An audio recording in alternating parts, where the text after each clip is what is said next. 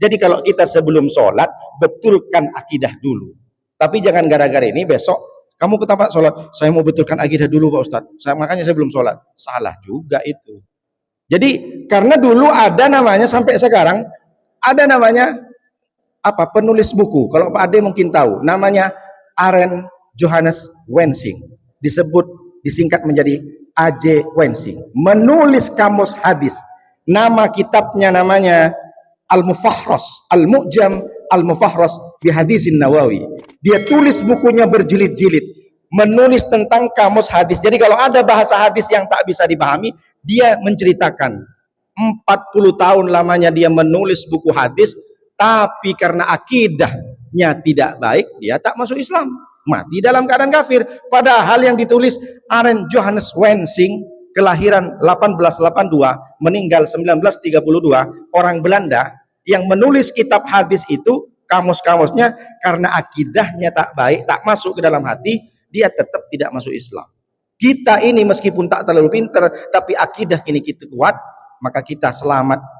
Yauma la yanfa'u malu wala banun illa man atallah biqalbin salim. Semua harta, semua anak, apapun yang kita miliki tidak ada artinya. Yang berarti adalah qalbin salim. Orang yang datang kepada Allah dengan membawa hati yang selamat. Hati yang selamat adalah hati yang dipenuhi dengan iman. Karena dulu di Eropa, bahkan sekarang mungkin ada di podcast-podcast. Sekarang ini kan orang sudah berani podcast, saya ateis, saya tidak percaya dengan Tuhan. Bahkan kemarin saya tengok di media sosial, Yahudi dengan Nasrani saling ludah-ludahan. Ada tuh di videonya. Diludahin tuh sama anak-anak. Orang Yahudi ludahin sama Nasrani. Berarti bagi mereka kan tak pernah akur Yahudi sama Nasrani. Apalagi sama Islam. Jadi dulu namanya akidah materialism.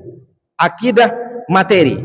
Dia percaya kepada Tuhan. Kalau Tuhan itu nampak, kalau itu Tuhan bisa diraba, bisa ditengok. Makanya dibilang Tuhan, Tuhan tuh hantu jadinya, bukan Tuhan.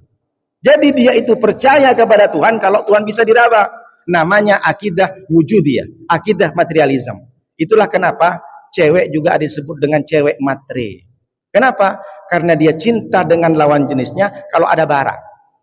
Jadi datang adik, kata si abang, aku mau meminangmu dek. Emang abang bawa apa? Bawa cinta. Makanlah tuh cinta, katanya. Cinta nampak apa tak nampak? Tak nampak. Tapi cinta ini bisa membedakan antara Honda dan Vespa.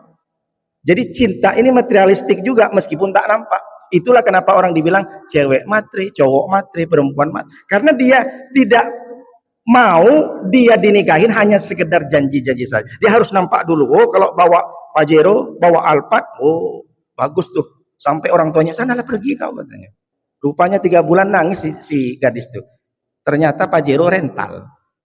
Gaya-gayaan aja datang ke rumah si gadis tuh. Mama, aku pengen meminang anakmu, katanya. Bawa Pajero. Rupanya 3 bulan nangis anaknya. Kenapa kok nangis? Rupanya Pajero sama Alphard tuh rental, Bu, Ma, katanya. La ilaha illallah. Makanya kalau kita itu menikahin anak kita, tengok agama dan akhlaknya. Idza ja'akum man tardawna dinahu wa khuluquhu fazawwiju. Jika kau tampak melihat orang yang bagus akhlaknya, bagus agamanya, maka segera nikahkan dengan anak. Jangan terlalu materialistik. Itulah yang disebut dengan akidah. Maka kalau akidah dibetulkan, kita bisa menjalankan sholat, menjalankan ibadah itu dengan baik.